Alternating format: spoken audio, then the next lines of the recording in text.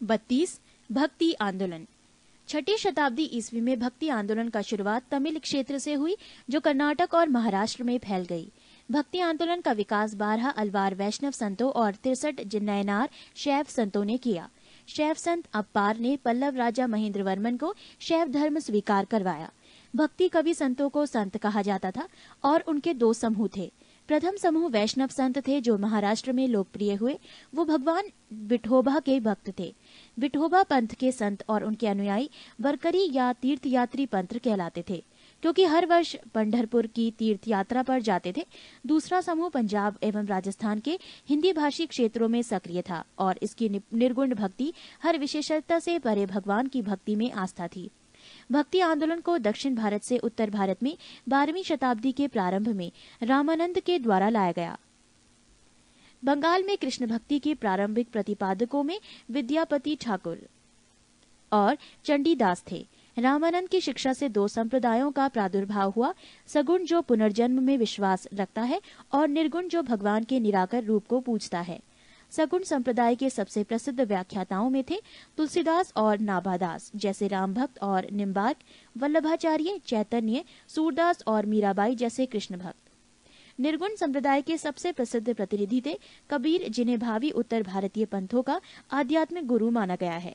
शंकराचार्य के अद्वैत दर्शन के विरोध में दक्षिण में वैष्णव संतों द्वारा 4 मतों की स्थापना की गई थी। दक्षिण में वैष्णव संतों द्वारा स्थापित 4 मत श्री संप्रदाय, रामानुजाचार्य विशिष्टाद्वैतवाद, ब्रह्म संप्रदाय माधवाचार्य द्वैतवाद, रुद्र संप्रदाय विष्णु स्वामी शुद्ध द्वैतवाद, सनकादि संप्रदाय निम्बकाचार्य द्वैतवाद। पृष्ठ 47।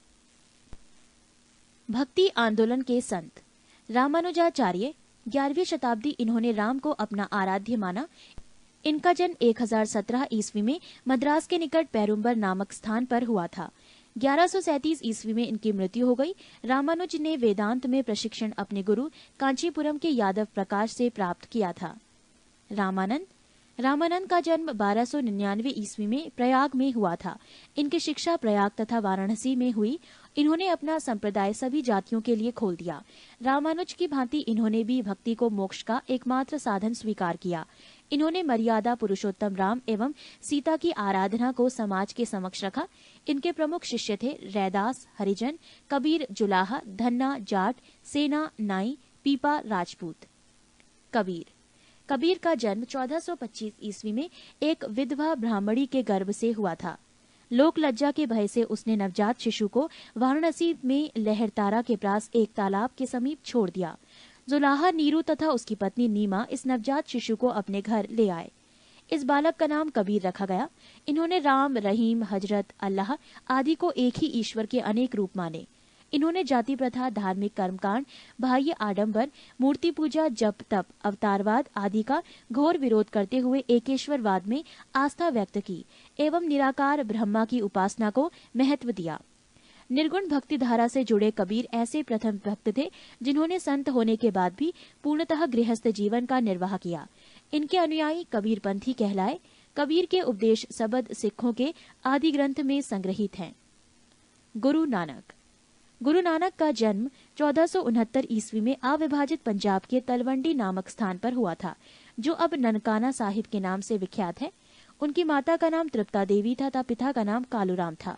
बटाला के मूलराज खत्री की बेटी सुलक्षणी से उनका विवाह हुआ। उन्होंने देश का 5 बार चक्कर लगाया, जिसे उदासीस कहा जाता है। उन्होंने कीर्तनों के माध्यमों से उपदेश दिए।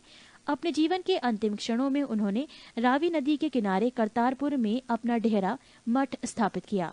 अपने जीवन काल में ही उन्होंने आध्यात्मिक आधार पर अपने पुत्रों की जगह अपने शिष्य भाई लहना अंगद की अपना उत्तराधिकारी नियुक्त किया।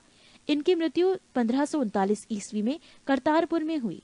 नानक ने सिख धर्म की स्थापना की। नानक सूफी संत बाबा फरीद से प्रभावित थे। चैतन्य का जन्म 1486 ईस्वी में नदिया बंगाल के मायापुर गांव में हुआ था। इनके पिता का नाम जगन्नाथ मिश्र एवं माता का नाम शची देवी था। पाठशाला में चैतन्य को निर्माई पंडित कहा जाता था। इन्होंने गोसाई संघ की स्थापना की और साथ ही संकीर्तन प्रथा को जन्म दिया।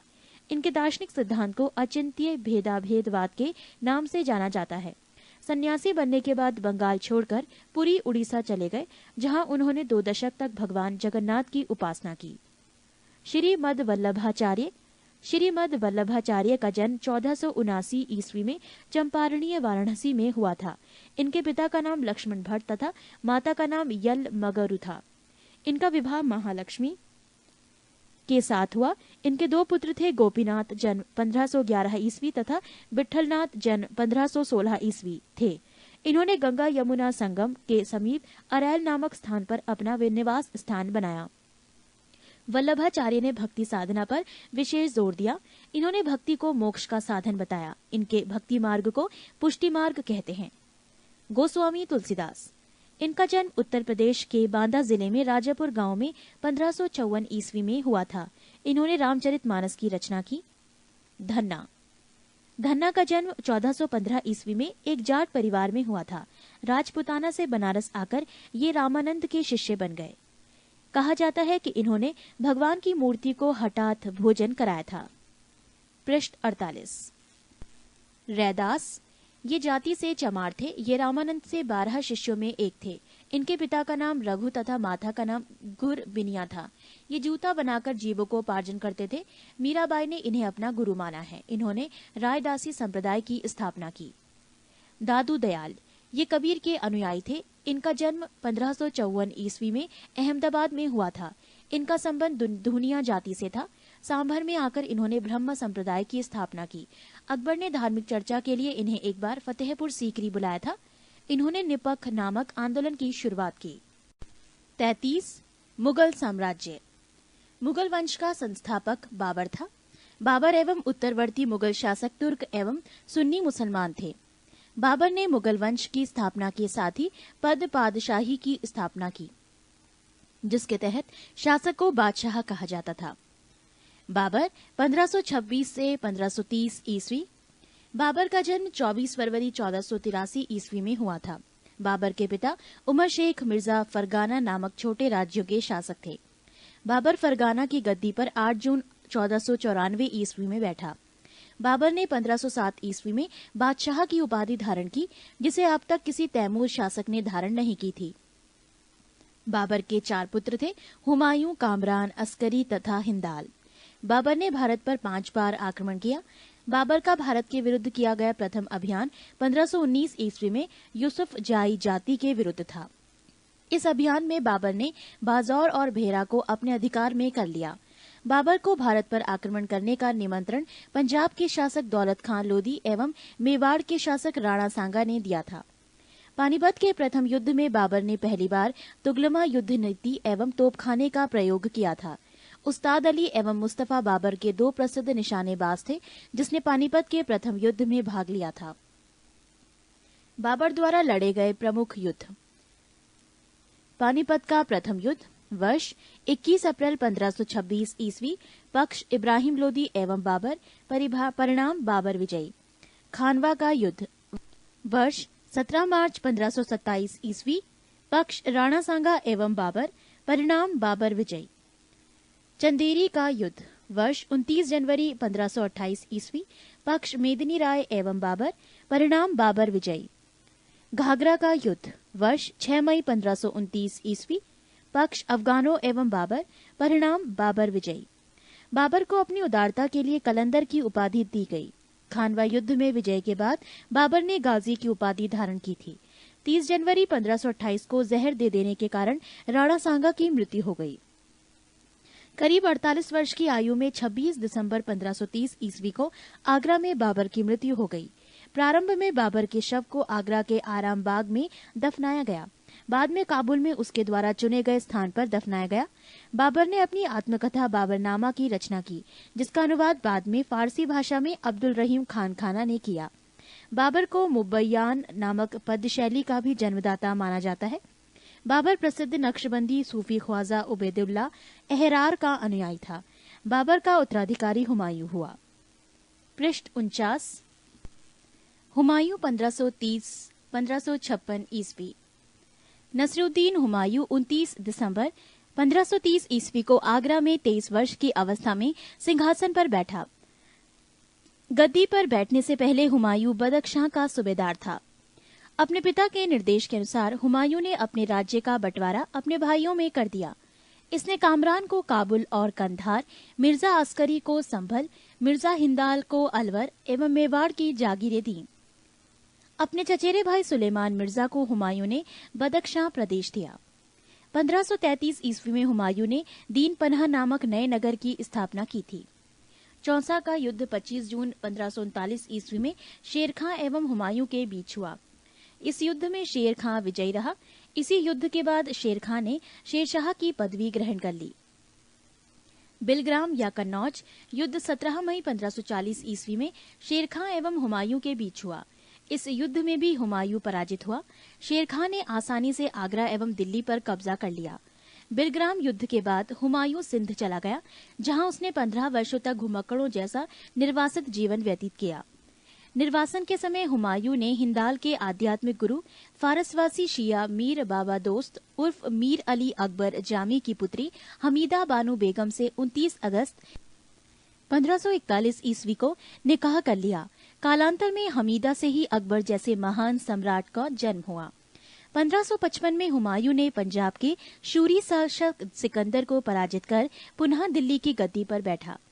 हुमायूं द्वारा लड़े गए 4 प्रमुख युद्धों का क्रम है: देवरा 1531 ईस्वी, चौसा 1539, बिलग्राम 1540 एवं सरहिंद का युद्ध 1555 ईस्वी। 1 जनवरी 1556 ईस्वी को दीन पनाह भवन में स्थित पुस्तकालय की सीढ़ियों से गिरने के कारण हुमायूं की मृत्यु हो गई। हुमायूं नामा की रचना गुलबदन बेगम ने की थी। हुमायूं ज्योतिष में विश्वास करता था, इसीलिए उसने सप्ताह में 7 दिन 7 रंग के कपड़े पहनने के नियम बनाए। शेर शाह 1540 से 1545 ईस्वी।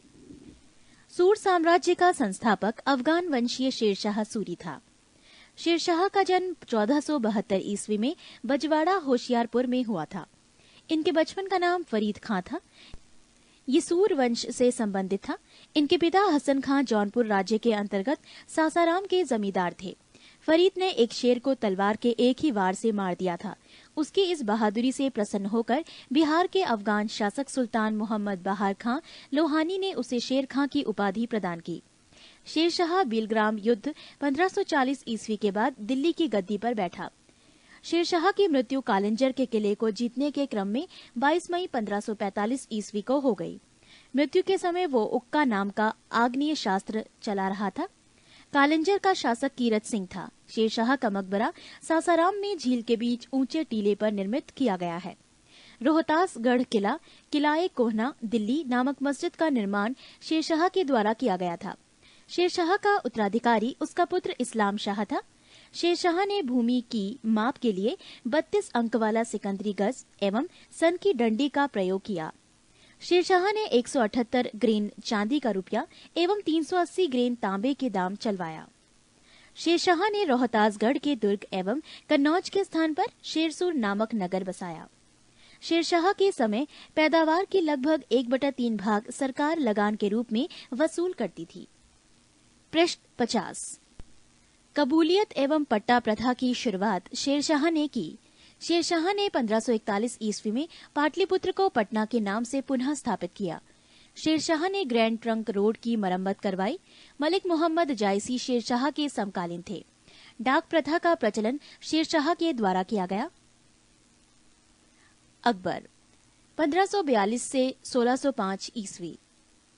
सम्राट अकबर का जन्म 15 अक्टूबर 1542 ईस्वी को हमीदा बानो बेगम के गर्भ से अमरकोट के राणावीर साल के महल में हुआ। अकबर का राज्याभिषेक 14 फरवरी 1556 ईस्वी को पंजाब के कलानौर नामक स्थान पर हुआ। अकबर का शिक्षक अब्दुल लतीफ ईरानी विद्वान था। जब जलालुद्दीन मोहम्मद अकबर बादशाही गाजी की उपाधि से राज सिंहासन पर बैठा, बैरम खां 1556 से 1560 ईस्वी तक अकबर का संरक्षक रहा। अकबर द्वारा जीते गए प्रदेश। 1. प्रदेश मालवा, शासक बाज बहादुर, वर्ष 1561, मुगल सेनापति आदम खां, पीर मोहम्मद। 2. प्रदेश चुनार, शासक अफगानों का शासन, वर्ष 1562, मुगल सेनापति अब्दुल्ला खां। 3. प्रदेश गोंडवाना, शासक वीर नारायण एवं दुर्गावती, वर्ष 1564 मुगल सेनापति आसफ खां स्वयं अधीनता। 4 प्रदेश आमेर शासक भारमल वर्ष 1562 मुगल सेनापति स्वीकार किया। 5 प्रदेश मेढ़ता शासक जयमल वर्ष 1562 मुगल सेनापति सरफुद्दीन। 6 प्रदेश मेवाड़ शासक उदय सिंह एवं राणा प्रताप वर्ष 1568 और 1576 मुगल सेनापति स्वयं अकबर और मानसिंह एवं आसफ खां। 7 प्रदेश रणथंबोर शासक सूरज नाहाड़ा वर्ष 1569 मुगल सेनापति भगवान दास एवं अकबर।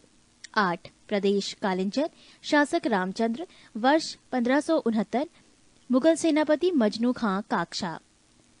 9 मारवाड़ शासक राव चंद्रसेन वर्ष 1570 मुगल सेनापति स्वेच्छा से अधीनता स्वीकारी।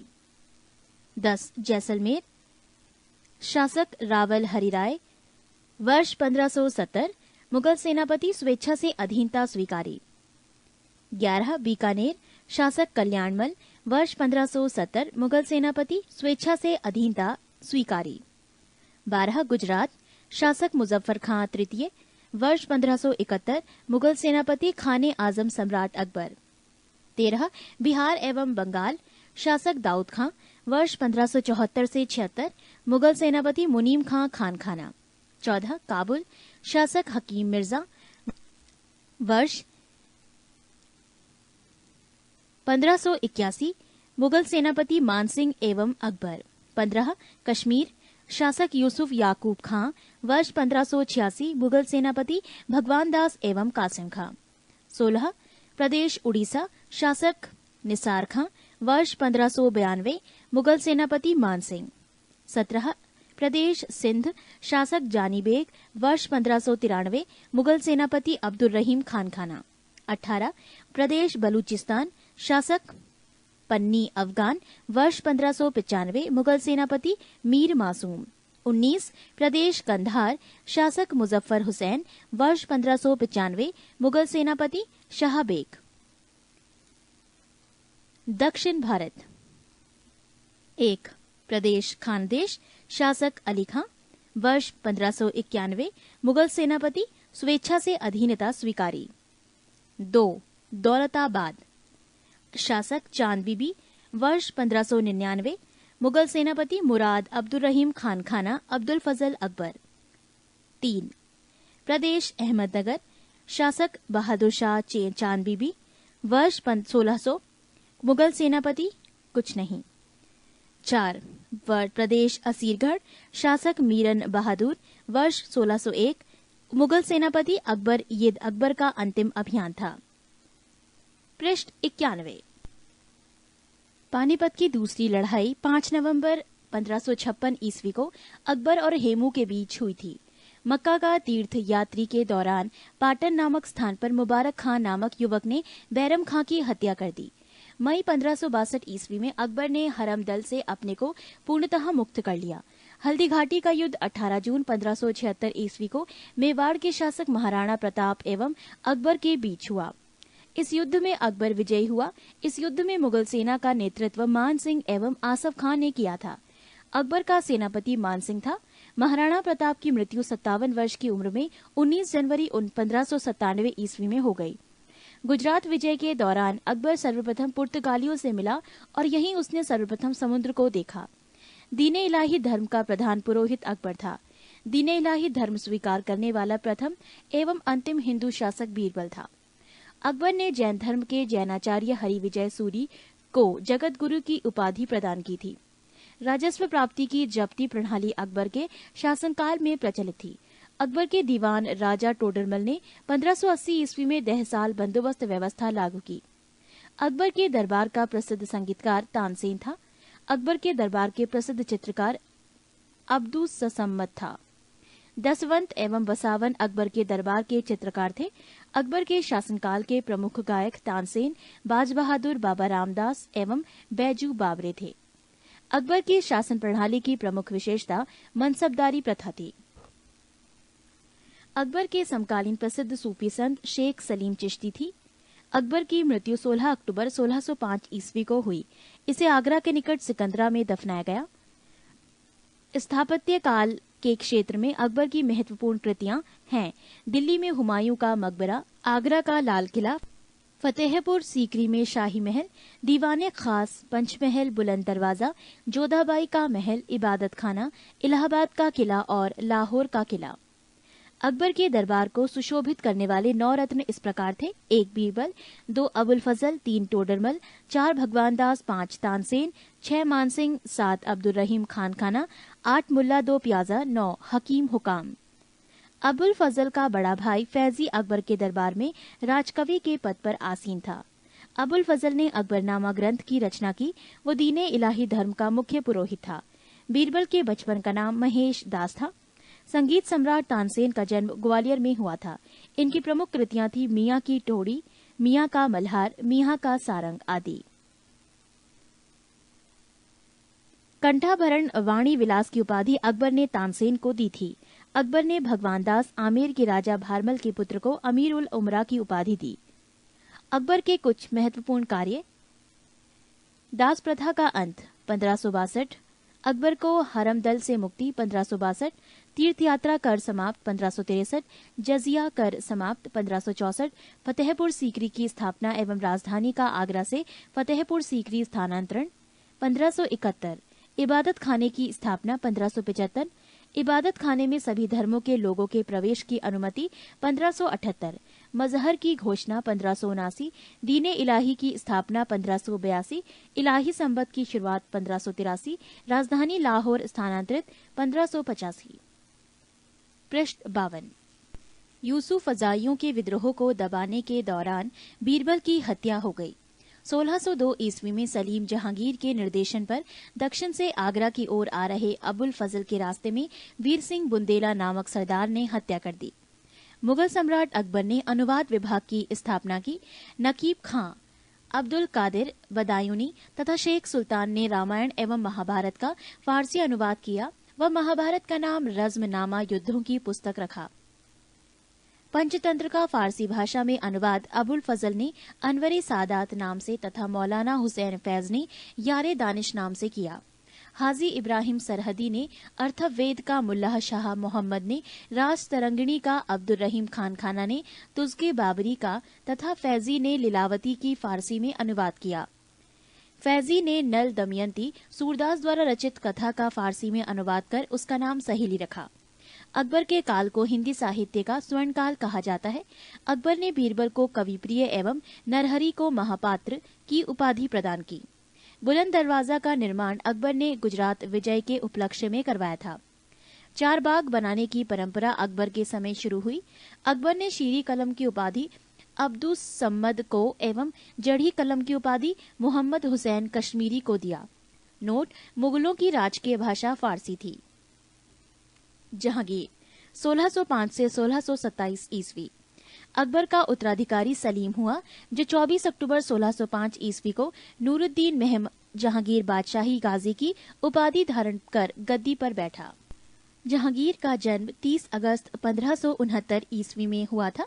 अकबर ने अपने पुत्र का नाम सलीम सूफी संत शेख सलीम चिश्ती के नाम पर रखा। जहांगीर को न्याय की जंजीर के लिए याद किया जाता है।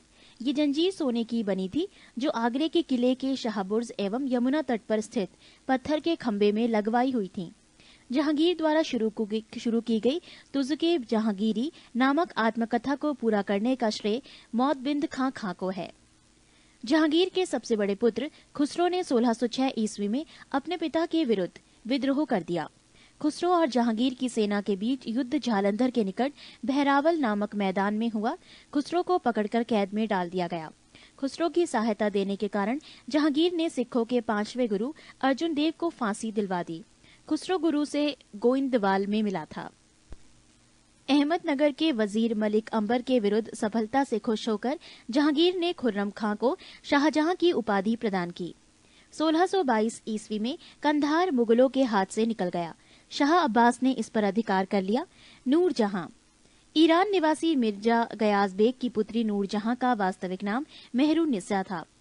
1594 ईस्वी में नूरजहां का विवाह अली कुली बेग से संपन्न हुआ। जहांगीर ने एक शेर मारने के कारण अली कुली बेग को शेर अफगान की उपाधि प्रदान की। 1607 में शेर अफगान की मृत्यु के बाद मेहरुनिसा अकबर की विधवा सलीम बेगम की सेवा में नियुक्त हुई। सर्वप्रथम जहांगीर ने नवरोज त्योहार के अवसर पर मेहरुनिसा को देखा और उसके सौंदर्य पर मुग्ध होकर जहांगीर ने मई 1611 में उससे विवाह कर लिया। विवाह के पश्चात जहांगीर ने उसे नूर महल एवं नूर जहां की उपाधि प्रदान की। नूर जहां के सम्मान में जहांगीर ने चांदी के सिक्के जारी किए। पृष्ठ 53। जहांगीर ने गियास बेग को शाही दीवान बनाया एवं इत्मादुद्दौला की उपाधि दी। लाडली बेगम शेर अफगान एवं मेहरुनिसा की पुत्री थी, जिसकी शादी जहांगीर के पुत्र शहरयार के साथ हुई थी। नूरजहां की मां असमत बेगम ने गुलाब से इत्र निकालने की विधि खोजी थी। महावत खां ने झेलम नदी के तट पर 1626 ईस्वी में जहांगीर, नूरजहां एवं उसके भाई आसफ खां को बंदी बना लिया था। जहांगीर के 5 पुत्र थे, 1 खुसरो, 2 परवेज, 3 खुर्रम, 4 शहरयार, 5 जहांदार। 28 अक्टूबर 1627 ईस्वी को भीमवार नामक स्थान पर जहांगीर की मृत्यु हो गई। उसे शाहदरा लाहौर में रावी नदी के किनारे दफनाया गया। मुगल चित्रकला अपने चरमोत्कर्ष पर जहांगीर के शासन काल में पहुंची। जहांगीर के दरबार के प्रमुख चित्रकार थे आगा रजा, अबुल हसन, मोहम्मद नासिर, मोहम्मद मुराद, उस्ताद मंसूर, बिशनदास मनोहर एवं गोवर्धन, फारूक बेग और दौलत। जहांगीर ने आगा रजा के नेतृत्व में आगरा में एक चित्रणशाला की स्थापना की। उस्ताद मंसूर एवं अबुल हसन को जहांगीर ने क्रमशः नादिरुल अस एवं नादिरुज़्ज़म्मा की उपाधि प्रदान की। जहांगीर ने अपनी आत्मकथा में लिखा कि कोई भी चित्र, चाहे वो किसी मृतक व्यक्ति या जीवित व्यक्ति द्वारा बनाया गया हो, मैं देखते ही तुरंत बता सकता हूँ कि ये किस चित्रकार की कृति है। यदि किसी चेहरे पर आंख किसी एक चित्रकार ने, भौं किसी और ने बनाई हो, तो ये भी जान लेता हूँ कि आंख किसने और भौं किसने बनाई है। जहांगीर के समय को चित्रकाल का स्वर्णकाल कहा जाता है। इत्मादुद्दौला का मकबरा 1626 ईस्वी में नूरजहां बेगम ने बनवाया। मुगलकालीन वास्तुकला के अंतर्गत निर्मित ये प्रथम ऐसी इमारत है जो पूर्ण रूप से बेदाग सफेद संगमरमर से निर्मित है। सर्वप्रथम इसी इमारत में पितृदुरा नामक जड़ाऊ काम किया गया। अशोक के कौशाम्बी स्तंभ वर्तमान में प्रयाग पर समुद्रगुप्त की प्रयाग प्रशस्ति तथा जहांगीर का लेख उत्कीर्ण है। जहांगीर के मकबरा का निर्माण नूरजहां ने करवाया था। जहांगीर के शासनकाल में captain Hawkins, sir Thomas raw, William Finch एवं एडवर्ड टेरी जैसे यूरोपीय यात्री आए थे। शाहजहां 1627 से 1657 ईस्वी। जहांगीर के बाद सिंहासन पर शाहजहां बैठा। जोधपुर के शासक मोटा राजा उदय सिंह की पुत्री जगत गोसाई के गर्भ से 5 जनवरी 1592 ईस्वी को खुर्रम, शाहजहां का जन्म लाहौर में हुआ था। 1612 ईस्वी में खुर्रम का विवाह आसम खां की पुत्री अर्जुमंद बानो बेगम से हुआ, जिसे शाहजहां ने मलिकाए जमानी की उपाधि प्रदान की। 7 जून 1631 ईस्वी में प्रसव पीड़ा के कारण उसकी मृत्यु हो गई।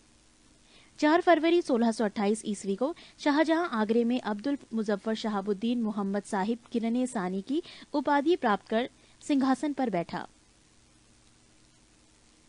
शाहजहां ने आसफ खां को वजीर पद एवं महावत खां को खान खाना की उपाधि प्रदान की। इसने नूरजहां को 2 लाख रुपए प्रतिवर्ष की पेंशन देकर लाहौर जाने दिया, जहां 1645 ईस्वी में उसकी मृत्यु हो गई। अपनी बेगम मुमताज महल की याद में शाहजहां ने ताजमहल का निर्माण आगरे में उसकी कब्र के ऊपर करवाया। ताजमहल का निर्माण करने वाला मुख्य स्थापत्य कलाकार उस्ताद अहमद लाहौरी था। मयूर सिंहासन का निर्माण शाहजहां ने करवाया था। इसका मुख्य कलाकार बेबादल खां था। पृष्ठ 54। शाहजहां के शासनकाल को स्थापत्य कला का स्वर्ण युग कहा जाता है। शाहजहां द्वारा बनवाई गई प्रमुख इमारतें हैं दिल्ली का लाल किला, दीवाने आम, दीवाने खास, दिल्ली जामा मस्जिद, आगरा मोती मस्जिद और ताजमहल आदि। शाहजहां ने 1638 ईस्वी में अपनी राजधानी को आगरा से दिल्ली लाने के लिए यमुना नदी के दाहिने तट पर शाहजहानाबाद की नींव डाली। आगरे के जामा मस्जिद का निर्माण शाहजहां की पुत्री जहां आरा ने करवाई। शाहजहां के दरबार के प्रमुख चित्रकार मोहम्मद फकीर एवं मीर हासिम थे। शाहजहां ने संगीतज्ञ लाल खां को गुड़ समंदर की उपाधि दी थी। शाहजहां के पुत्रों एवं दारा शिकोह सर्वाधिक विद्वान था। इसने भगवत गीता, योग वशिष्ठ, उपनिषद एवं रामायण का अनुवाद फारसी में करवाया।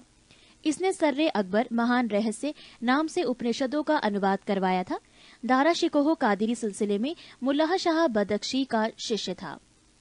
शाहजहां ने दिल्ली में एक कॉलेज का निर्माण एवं दारुल बका नामक कॉलेज की मरम्मत करवाई।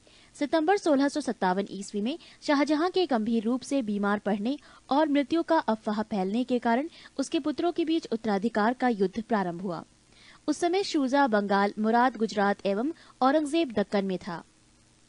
15 अप्रैल 1658 ईस्वी में दारा एवं औरंगजेब के बीच धर्मट का युद्ध हुआ। इस युद्ध में दारा की पराजय हुई। सामूगढ़ का युद्ध 29 मई 1658 ईस्वी को दारा एवं औरंगजेब के बीच हुआ। इस युद्ध में भी दारा की हार हुई। उत्तराधिकार का अंतिम युद्ध देवराई की घाटी में मार्च 1659 ईस्वी में हुआ। इस युद्ध में दारा को पराजित होने पर उसे इस्लाम धर्म की अवहेलना करने के अपराध में 30 अगस्त 1659 ईस्वी को हत्या कर दी गई। शाह बुलंद Iqbal, king of Lofty Fortune के रूप में दारा शिकोह जाना जाता है। 8 जून 1658 ईस्वी को औरंगजेब ने शाहजहां को बंदी बना लिया। आगरे के किले में अपने कैदी जीवन के 8वें वर्ष अर्थात 22 जनवरी 1666 ईस्वी को 74 वर्ष की अवस्था में शाहजहां की मृत्यु हो गई। औरंगजेब 1658 से 1707 ईस्वी। औरंगजेब का जन्म 24 अक्टूबर 1618 ईस्वी को दुहात गुजरात नामक स्थान पर हुआ था। औरंगजेब के बचपन का अधिकांश समय नूरजहां के पास बीता। 18 मई 1637 ईस्वी को फारस के राजघराने की दिलराज बानो बेगम के साथ औरंगजेब का निकाह हुआ। आगरा पर कब्जा कर जल्दबाजी में औरंगजेब ने अपना राज्याभिषेक अबुल मुजफ्फर मुहउद्दीन मुजफ्फर औरंगजेब बहादुर आलमगीर की उपाधि से 31 जुलाई 1658 को करवाया। देवराई के युद्ध में सफल होने के बाद 15 मई 1659 को औरंगजेब ने दिल्ली में प्रवेश किया और शाहजहां के शानदार महल में 5 जून 1659 को दूसरी बार राज्याभिषेक करवाया। औरंगजेब के गुरु थे मीर मोहम्मद हकीम। औरंगजेब सुन्नी धर्म को मानता था। उसे जिंदा पीर कहा जाता था। जयसिंह एवं शिवाजी के बीच पुरंदर की संधि 22 जून 1665 ईस्वी को संपन्न हुई। मई 1666 ईस्वी को आगरे के किले के दीवान आम पर औरंगजेब के समक्ष शिवाजी उपस्थित हुए। यहाँ शिवाजी को कैद कर जयपुर भवन में रखा गया। इस्लाम नहीं स्वीकार करने के कारण सिखों के 9वें गुरु तेग बहादुर की हत्या औरंगजेब ने 1675 में दिल्ली में करवा दी थी। औरंगजेब ने 1679 ईस्वी में जजिया कर को पुनः लागू किया। औरंगजेब ने बीबी का मकबरा का निर्माण 1679 ईस्वी में औरंगाबाद महाराष्ट्र में करवाया। पृष्ठ 55। 1686 ईस्वी में बीजापुर एवं 1697 में गोलकुंडा को औरंगजेब ने मुगल साम्राज्य में मिला लिया। मदन्ना एवं अकन्ना नामक ब्राह्मणों का संबंध गोलकुंडा के शासक अब्दुल हसन से था। औरंगजेब के समय हुए जाट विद्रोह का नेतृत्व गोकुला एवं राजाराम ने किया। 1670 ईस्वी में तिलपत की लड़ाई में जाट परास्त हुए। गोकुल को मौत के घाट उतार दिया गया। इसके बावजूद जाटों ने 1685 ईस्वी में राजाराम के नेतृत्व में पुनः विद्रोह किया। इन जाटों ने सिकंदरा में स्थित अकबर के मकबरे को भी लूटा। भरतपुर राजवंश की नींव औरंगजेब के शासनकाल में जाट नेता एवं राजाराम के भतीजा चूड़ामन ने डाली। औरंगजेब ने के समय में हिंदू मनसबदारों की संख्या लगभग 337 थी, जो अन्य मुगल सम्राटों की तुलना में अधिक थी। औरंगजेब का पुत्र अकबर ने दुर्गादास के बहकावे में आकर अपने पिता के खिलाफ विद्रोह किया। औरंगजेब ने कुरान को अपने शासन का आधार बनाया। इसने सिक्के पर कलमा खुदवाना, नवरोज का त्योहार मनाना, भांग की खेती करना, गाना बजाना, झरोका दर्शन, तुलादान प्रथा। इस प्रथा में सम्राट को उसके जन्मदिन पर सोने, चांदी तथा अन्य वस्तुओं से तौलने की प्रथा थी। ये अकबर के जमाने में प्रारंभ हुई थी। आदि पर प्रतिबंध लगा दिया। औरंगजेब ने दरबार में संगीत पर पाबंदी लगा दी तथा सरकारी संगीतज्ञों को अवकाश दे दिया गया। भारतीय शास्त्रीय संगीत पर फारसी में सबसे अधिक पुस्तकें औरंगजेब के ही शासनकाल में लिखी गईं। औरंगजेब स्वयं वीणा बजाने में दक्ष था।